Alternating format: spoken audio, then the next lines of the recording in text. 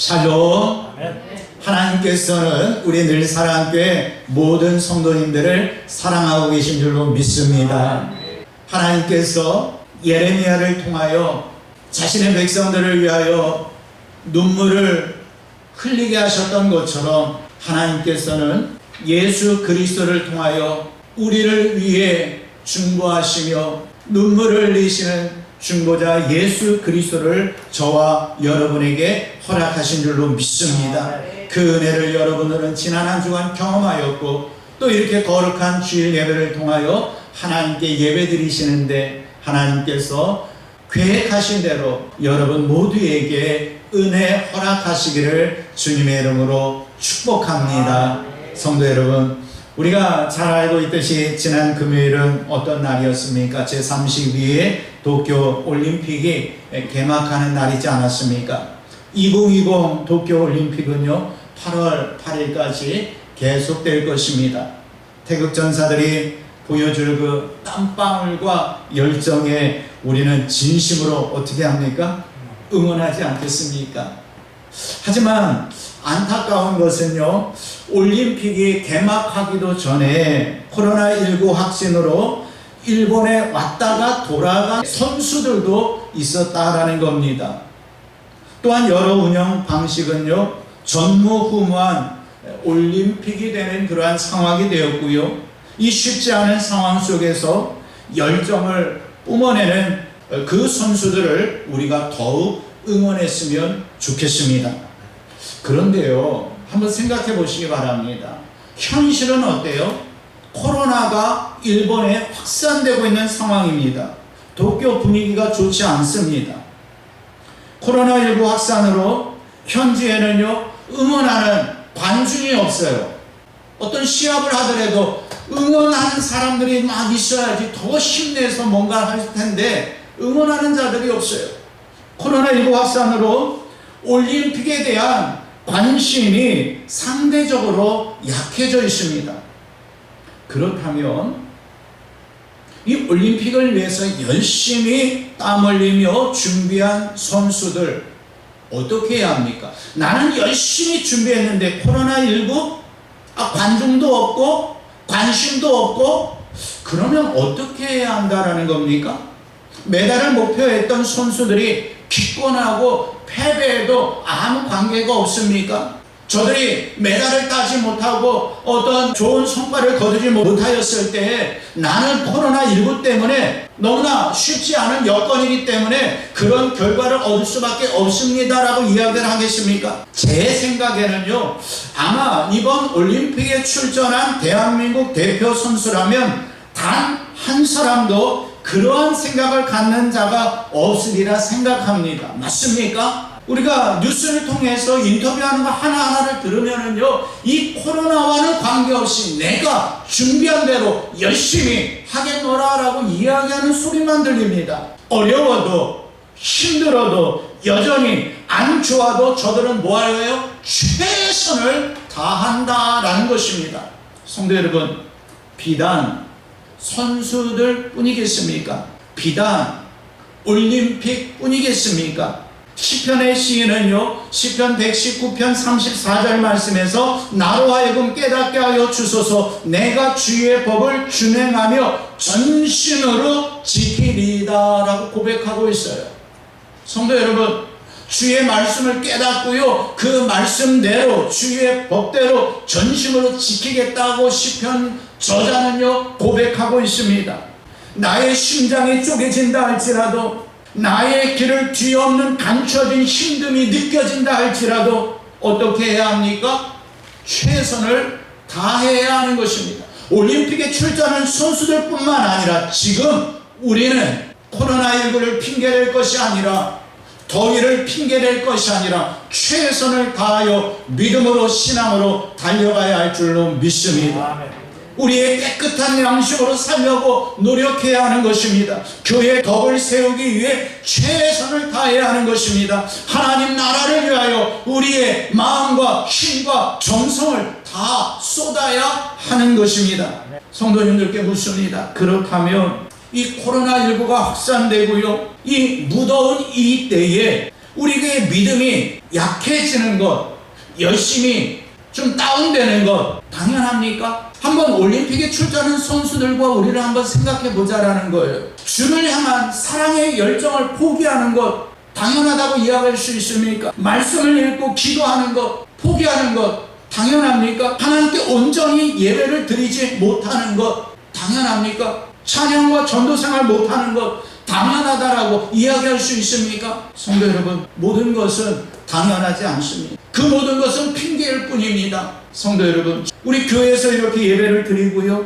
이 가정에서 예배를 드리는 우리 늘사랑교회 성도들은요, 코로나19와 더위에 신앙을 포기하는 것을 당연한 것으로 여기는 것이 아니라 이 때일수록 더욱더 하나님의 은혜를 사모하고 더욱더 하나님께 가까이 나아갈 수 있는 기회로 삼으시는 줄로 믿습니다. 사람의 눈이 앞에 있는 이유에 대해서 어떤 사람은요, 앞을 보고 나아가는 것이다 라고 이야기하더라고요. 하나님께서 우리를 주관하고 계십니다. 우리는 앞을 보고 나아가야 돼요. 하나님께서 우리에게 허락하신 소망을 가지고 미래를 향하여 달려가야 할 줄로 믿습니다. 하나님께서는요, 어떤 제한 없이 저와 여러분을 사용하실 수 있도록, 하나님께서 그렇게 우리를 사용하실 수 있도록 최선을 다하는 믿음의 경주자들이 되기를 주님의 이름으로 축복합니다. 2020 올림픽 기간이요, 대한민국 태극 전사들을 위하여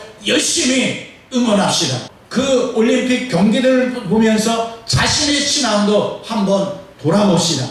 2020 올림픽에 참가한 태극 전사들이 코로나로 인하여 포기하지 않듯이 우리의 믿음의 올림픽, 영성의 올림픽, 찬양의 올림픽, 기도의 올림픽, 빛과 소금의 올림픽, 예배의 올림픽에 최선을 다할 수 있는 헌신의 올림픽, 인지, 능력, 성경 읽기의 올림픽, 이 모든 것에 조금도 흔들리지 아니하는 여러분이 되시기를 주님의 이름으로 축복합니다.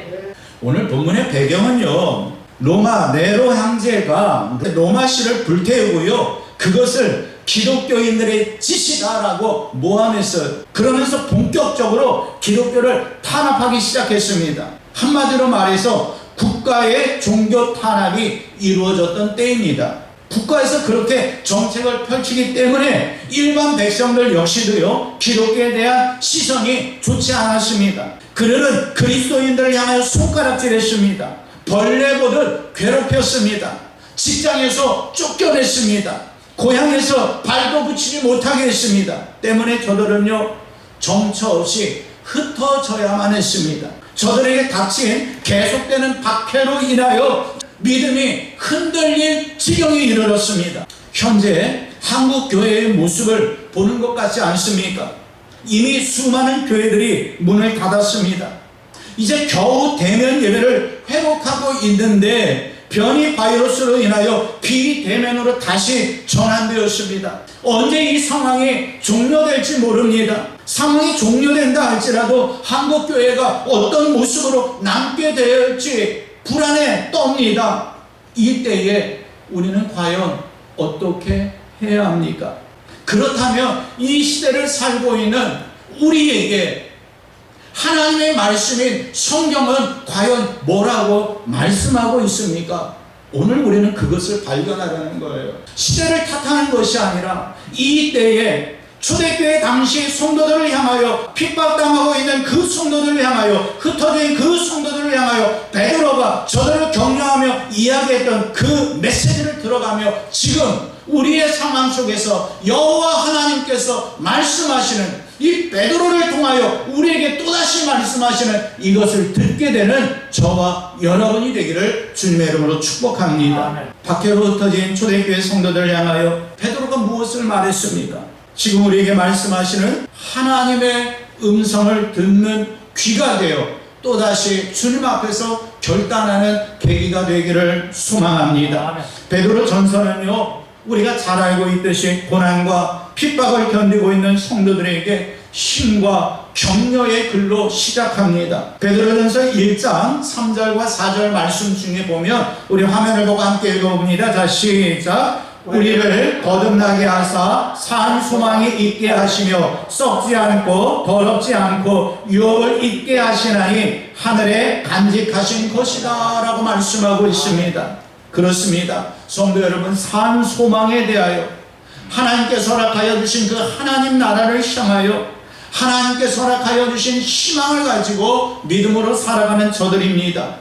베드로전서를 마무리하면서 베드로는요 다시 한번 이 박해로 염려로 흩어져 있는 성도들을 향하여서 5장 7절에서는요 너희 염려를 다 주께 맡기라. 한번 조차서 볼까요? 너희 염려를 다 주께 맡기라.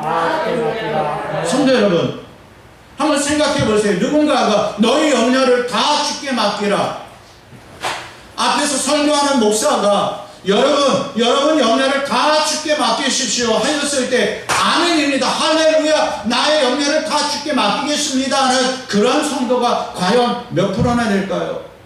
물론 우리 늘 사랑교회 성도들은 다 아멘하며 그렇습니다, 모든 염려를 여호와 하나님께 맡기겠습니다 하지만 한국의 성도들에게 모든 염려를 다 여호와께 맡기십시오 라고 이야기했을 때 아이 목사님이 그렇게 이야기하죠. 모든 염려를 어떻게 다 주께 맡깁니까?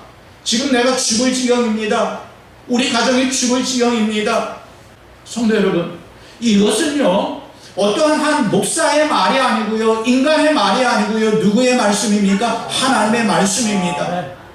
너희 염려를 다 주께 맡기라. 이 맡기라라고 말씀하신 것은 뭐예요? 책임지시겠다라는 말씀이에요. 한번 생각해 보세요. 여러분의 아들이 딸이 어떤 조그만 사업을 한다고 할 때에 물질이 필요할 수 있습니다. 여러 가지가 필요할 수 있습니다. 아버지, 어머니, 나 이번에 이것 좀 하려고 그러는데 건물을 빌리려면 어떤 가게를 빌리려면 어느 정도 돈이 들고 뭐가 어떻게 되고 인테리어라면 뭐가 어느 정도 됩니다 라고 하였을 때 부모가 염려해, 그냥 나한테 맡겨 라고 얘기하면 무슨 얘기예요? 너 알아서 해라라는 얘기입니까? 아비인, 어미인, 우리가 해결해 주겠다라는 이야기 아니겠어요? 성도 여러분, 그렇습니다. 너희 염려를 다 주께 맡기라 말씀하신 것은요 하나님께서 책임지시겠다라는 말씀이에요. 우리는 이러한 말씀을 들을 때에, 받을 때에 아멘, 그렇습니다, 하나님 책임지신다고요, 좋습니다, 하나님 맡기겠습니다, 할렐루야, 이게 믿음입니다. 여기서 맡긴다라는 말의 원어적 의미는요 어디 위에 던져 놓다입니다. 어디 위에 던져 놓다라는 뜻이에요. 베드로는요 저들의 염려, 불안, 이 모든 것을요 항상 돌보시는 주님께 어떻게 해요? 던져 놓으라는 이야기예요. 그 짐을 벗어나라라는 말씀으로 다 주께 맡기라, 그분께 올려드려라, 이것을 이야기하고 있는 것입니다. 지금 우리의 예배 가운데 임재하신 하나님께서 저와 여러분에게 동일하게 이렇게 말씀하고 계십니다. 거룩한 주일 교회에서 혹은 가정에서 예배드리는 모든 성도들에게 염려를 다 내게 맡기라. 불안한 마음도 내려놓으라. 슬픔도 맡기라. 만병의 근원인 스트레스까지 모두 내려놓으라. 하나님의 음성 들리십니까? 하나님께서 분명 여러분에게 말씀하고 계세요. 중요한 것은 그 말씀에 우리가 응답을 하느냐 응답하지 아니하느냐 여기에 달려있다라는 거예요. 이 예배가 마친 후에 이제 여러분은 염려와 불안과 슬픔과 스트레스까지 다 내어 던지고 믿음의 자유함을 얻어 기쁨을 가지고 가정으로 돌아가시기를 저는 소망합니다. 그러기 위해서는요 오늘 말씀 조금 집중해서 들으시기를 바랍니다. 집중해서 들으면요 하나님께서 깨닫게 하시고 깨닫게 하신 하나님께서 여러분에게 이제 염려를 안고 왔다 할지라도 불안한 마음을 안고 왔다 할지라도 어떤 슬픔을 안고 왔다 할지라도 모든 스트레스까지 싹 날려보내시는 그분이 하나님이신 줄로 믿습니다. 베드로는 저들이 믿는 하나님이 어떠한 하나님이시다라는 것을 상기시켜주고 있습니다. 모든 은혜의 하나님. 그렇다면 은혜는 또 뭡니까? 은혜라는 단어는요 성경에서 다양한 의미로 사용되어지고 있습니다. 기쁨이나 상냥함, 사랑스러움 혹은 호의나 친절, 자비, 긍휼, 그리고 윗사람이 아랫사람에게 베푸는 친절이나 사랑 등을 의미할 때 사용되기도 하였습니다. 그 중에서도 우리가 가장 중요하게 생각해야 할 것은요, 하나님이 값없이 베푸시는 하나님의 선물, 이것을 은혜라고 이야기합니다. 우리가 무엇을 잘하였기 때문에 베품을 받는 것이 아니라 하나님께서 자격 없는 우리를 어떻게 하셨어요? 구원해 주셨잖아요. 자격 없는 우리를 하나님 나라 신백성 삼아 주셨잖아요. 또한 우리의 삶을 살펴볼 때 도저히 하나님께 복 받을 인생이 아닌데 복을 허락해 주고 계시잖아요. 이게 은혜인 줄로 믿습니다. 창세기 6장 7절과 8절 말씀에 보면요, 이르시되 내가 창조한 사람을 내가 지면에서 쓸어버리되 사람으로부터 가축과 기는 것과 공중의 새까지 그리하린 이는 내가 그들을 지었음을 한탄하기까지 죄 가운데 빠져있기 때문이다라고 성경은 말씀하고 있습니다. 죄악으로 가득해 있기 때문에 내가 한탄하면서 물로 심판하겠다라는 말씀이에요. 그런데 그 바로 뒤에 6장 창세기 6장 8절 말씀에 보면 그러나 노아는 여호와께 무엇을 입었더라? 은혜를. 이 땅에 죄악이 가득하지만 그러나 여러분은 하나님께 은혜를 입은 자들입니다. 우리는 이것을 깨달아야 돼요. 은혜란 아무 조건 없이 죄인을 용서하시고 구원해 주시는 하나님의 초월적 사랑을 말씀하고 있는 것입니다. 때문에 예수 그리스도의 성육신과 십자가 사역은요, 하나님의 은혜의 최고봉인 줄로 믿습니다. 이 은혜에 대하여 10절 상반절에서는요, 너희를 부르사 자기의 영원한 영광에 들어가게 하신 이라고 말씀하고 있습니다. 베드로는요, 앞서 베드로전서 1장과 2장에서요 그 부르심에 대하여 이렇게 언급하고 있습니다. 베드로전서 1장 15절 말씀에 보면요, 오직 너희를 부르신 거룩한 이처럼 너희도 모든 행실에 거룩한 자가 되라. 뭐에? 부르신 자가 계시다라는 거예요. 또 베드로전서 2장 9절 말씀에 보면요, 그러나 너희는 택하신 족속이요 왕같은 제사장들이요 거룩한 나라요 그의 소유가 된 백성이니 이는 너희를 어두운 데서 불러내어 그의 귀한 빛에 들어가게 하신 이의 아름다운 덕을 선포하게 하려 하십니다 라고 말씀하고 있습니다. 너희를 뭐에? 어두운 데서 불러내신 은혜. 이제 서신을 마무리하면서 또다시 하나님의 은혜를 강조하고 있습니다. 자, 베드로전서 5장 12절 하반절 말씀 함께 읽어보겠습니다. 자, 시작. 이것이 하나님의 참된 은혜임을 증언하노니 너희는 이 은혜에 굳게 서라. 할렐루야. 여러분은 이 은혜 위에 굳게 서시기를 축복합니다. 베드로는요, 저들의 고난의 상황을 누구보다도 잘 알고 있었습니다. 저들이 왜 흩어져야만 한지도 잘 알고 있었습니다. 때문에 저들이 끝까지 이 하나님의 은혜 안에 굳게 서 있기를 원하는 마음에 너희는 이 은혜, 하나님께서 허락하셨던 그 은혜를 돌아보며 기억하며 굳게 서 있으라라는 말씀입니다. 성도 여러분, 우리는요 사실 자신의 힘만으로는요 악한 마귀를 대적할 수 없습니다. 하나님의 은혜를 알아야 대적할 수 있는 것이고요, 하나님께서 공급하신 힘으로 대적할 수 있는 것입니다.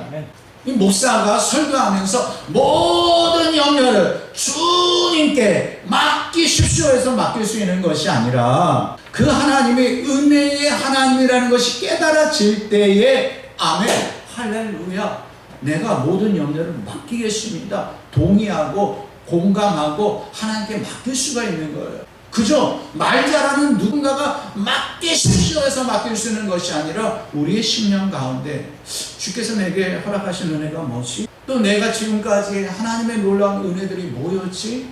나의 구원이 어떠한 은혜였지?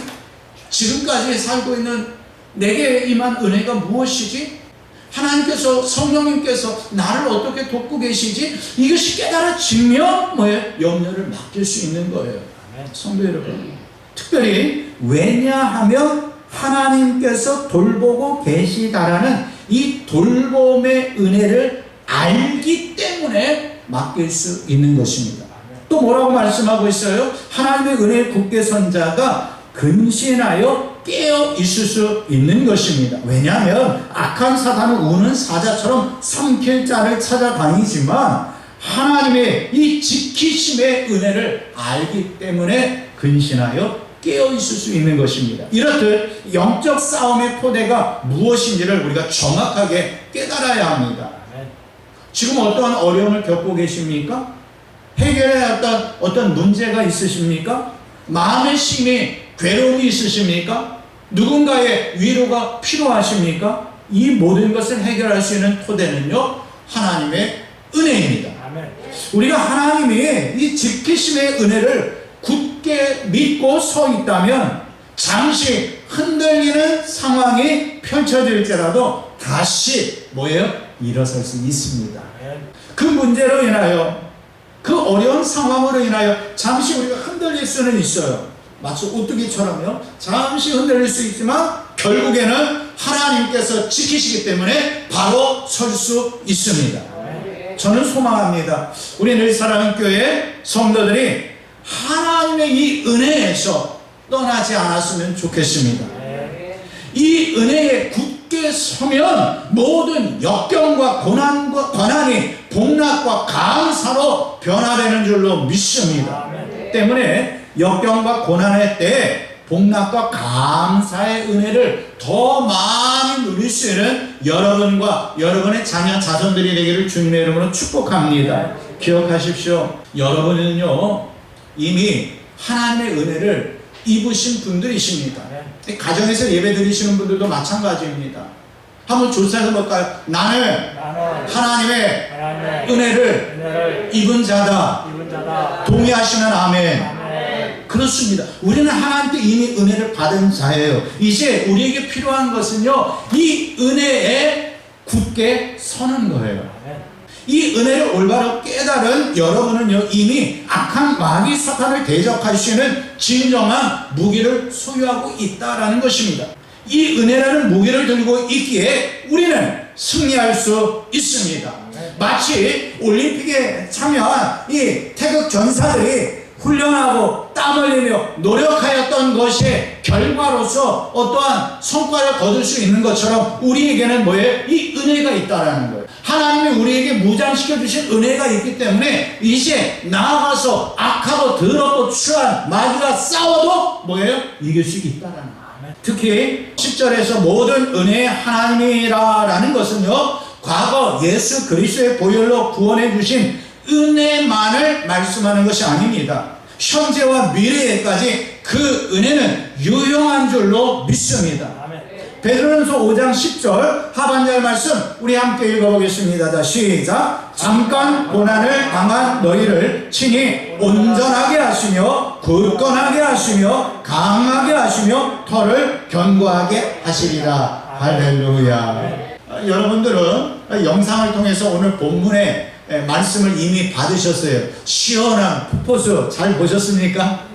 폭포수와 함께 여러분에게 메시지가 전달되었는데 어떤 성도님은 또 거꾸로 저에게 보내오시더라고요. 이 단어를 딱딱 적으면서 온전, 굳건, 강하게, 견고하게 하시는 하나님의 은혜에 대해서. 그렇습니다. 중요한 것은요, 전달이 되었을 때 고난을 당하는 우리를 하나님께서 오늘 교회 가면 주일날 교회에 가면 이 고난, 내가 당하는 고난에 대해서 하나님께서 온전케, 굳건하게, 강하게, 견고하게 하시려는 메시지가 선포되겠구나 라고 기대하고 오신 분들은 은혜의 120%를 받게 될 줄로 믿습니다. 그래서 묵상하자라는 의미로 여러분에게 말씀이 전달되는 거예요. 우리는 이미 은혜를 받았다라는 것을 여러분에게 말씀을 드렸잖아요. 특히 현재 미래까지 그 은혜가 유용하다라는 것을 말씀드리면서 베드로전서 5장 10절 말씀 읽지 않았습니까? 너희를 부르사 자기의 영원한 영광에 들어가게 하신 이라는 것이 과거의 은혜라면 친히 온전하게 하시고 굳건하게 하시며 강하게 하시며 터를 견고하게 하신다라는 것은 현재와 미래를 향한 은혜입니다. 그래서 이 은혜를 여러분들이 누리기를 저는 소망하는 마음으로 베드로가 이제 흩어져 있는 성도들에게 이것을 선포한 것처럼 이제 하나님의 마음을 가지고 여러분에게 선포하는 거예요. 여러분의 어떤 고난이 있습니까? 환난이 있습니까? 어려움이 있습니까? 말씀에 의지하여 온전케 되고 굳건케 되고 강하게 되고 견고하게 되기를 주님의 이름으로 축복합니다. 특별히 여기서 온전하게 한다라는 말씀은요, 원래의 뜻은요, 조정하여 수선한다라는 의미를 가지고 있어요. 즉 박해로 상처받는 성도들을 하나님께서 회복시켜 주시고 완전한 모습으로 만들어 주신다라는 의미가 있습니다. 그렇기 때문에 우리 역시도 지치고 힘들 때 하나님께서 온전히 하나님의 백성으로 만들어 가시는 이 능력에 하나님께서 은혜를 베푸신다라는 것을 기억했으면 좋겠습니다. 또 굳건, 강하게 하신다라는 것은요, 어지러운 세상 중에서 뭐예요? 흔들리지 않고 견고하게 신앙을 지킬 수 있도록 하나님께서 도우신다라는 것입니다. 또 터를 견고하게 하신다라는 것은요, 집을 세우기 위하여 튼튼한 기초를 마련하는 것과도 같습니다. 하나님께서 우리의 신앙의 터전을 견고하게 하여 뭐예요? 요동치 않게 하신다라는 의미가 담겨 있는 것입니다. 기억하십시오. 하나님께서는요, 이 목사가 여러분에게 이것을 선포하던 선포하지 아니하던 이미 여러분에게 이런 은혜를 주셨습니다. 이런 은혜를 이미 주셨고 목사의 입술을 통하여 다시 한번 듣게 되었으니 다시 한번 이 은혜를 묵상하면서 이 은혜에 굳게 서시는 우리 늘사랑교회 성도들이 되기를 소망합니다. 때문에 우리는요, 악한 사단의 공격에 대해서 이길 수가 있습니다. 또한 우리가 또 잊지 말아야 할 것은, 그러면 무조건 문제 앞에서 이 모든 것을 이겨내고 버텨내고 든든히 설 수 있겠다라고만 생각할 것이 아니라, 그러면 우리에게 닥치는 그 어려움, 고난, 환난, 이 초대교회 성도들이 흩어졌어야만 하는 그러한 상황들, 이것을 생각하면서 하나님께서 그렇게 해주시는 이유는 무엇일까? 여기까지 우리가 나아가야지 더욱더 건강한 성도가 될 수 있는 것입니다. 고린도후서 12장 9절 말씀에 보면은요, 나에게 이르기를 내 은혜가 내게 족하도다. 이는 내 능력이 약한 데서 온전하여 지니라 하신지라. 그러므로 도리어 크게 기뻐함으로 나의 여러 약한 것들에 대하여 자랑하리니 이는 그리스도의 능력이 내게 머물게 하려 함이라. 나의 약한 것이, 나의 고난이, 나의 어려움이 뭐예요? 그리스도의 능력이 내게 머물게 하기 위해서 하나님께서 주신 것이다라는 것을 깨달으시기를 바랍니다. 정리하면 하나님께서는요, 믿는 우리를 굳게 붙들어 주시고 흔들리지 않게 붙들어 주시는데, 그것이 바로 그리스도의 능력으로 저와 여러분에게 나타난다라는 사실입니다. 때문에 우리는 하나님의 은혜를 신뢰하면서 뭐예요? 인내할 수 있습니다. 과거 은혜를 베푸셨던 하나님을 돌아보면서 감사 찬양을 하는 거예요. 현재 미래에도 은혜 베푸실 하나님을 확신하면서 감사 찬양하는 것입니다. 왜냐하면 저와 여러분을 그 영원한 영광에 들어가게 하신 이가 은혜의 하나님이시기 때문입니다. 기억하십시오. 고난 중에 있는 사람은요, 그렇지 않은 사람이 절대 경험할 수 없는 하나님의 특별한 은혜를 맛볼 수 있다라는 것을 기억했으면 좋겠습니다. 혹시 어떠한 육체적 고난을 당하고 계십니까? 아니면 사람에게 상처를 입으셨습니까? 아니면 금전적 어려움을 겪고 계십니까? 이때가 바로 하나님의 역사와 은혜를 경험할 수 있는 기회가 온 것이다 라는 것을 확신하시기를 바랍니다. 일이 잘 풀릴 때에만 은혜가 임하는 것이 아닙니다. 우리가 우리의 부족함으로 실패했을 때에도 하나님의 은혜는 우리를 감싸고 있습니다. 혹시 지금 고난 가운데 있다면 오히려 하나님의 이 은혜를 분명하게 더 깊이 느끼고 경험하게 되는 여러분 모두가 되기를 주님의 이름으로 축복합니다. 왜냐하면 고난받고 상처받고 어려움에 직면해 있을 때에 그만큼 누구를 갈급해야 해요? 하나님을 갈급. 이 은혜 위에 굳게 서 있는 자가 하나님의 은혜를 갈급해 할 수 있는 거예요. 고난 가운데서 하나님의 이 은혜에 굳게 서는 자, 그가 바로 하나님의 은혜를 체험한 자이며 계속 체험할 자인 줄로 믿습니다. 사랑하는 성도 여러분, 고난받는 우리에게 은혜 베푸시는 여호와 하나님을 바라봅시다. 고난 중에 온전케 하시며 굳건하게 하시며 강하게 하시며 견고하게 하시는 하나님을 바라봅시다. 우리의 예배를 받으시는 주님께서 지금 우리에게 말씀하십니다. 이 은혜에 굳게 서라. 아멘이십니까? 오늘부터 모든 염려를 다 주님께 맡기시고 모든 기도 응답은 맡김에서부터 시작됩니다. 하나님께서 돌보심의 은혜로 여러분에게 함께 하심을 기억하면서 이 한 주간 우리 앞에 펼쳐지는 이 믿음의 올림픽에 임할 때 이 은혜에 굳게 서서 믿음으로 승리하며 예수 그리스도의 평강이 넘치도록 이 시간에 주여 세 번 외치시고 함께 기도하겠습니다. 주여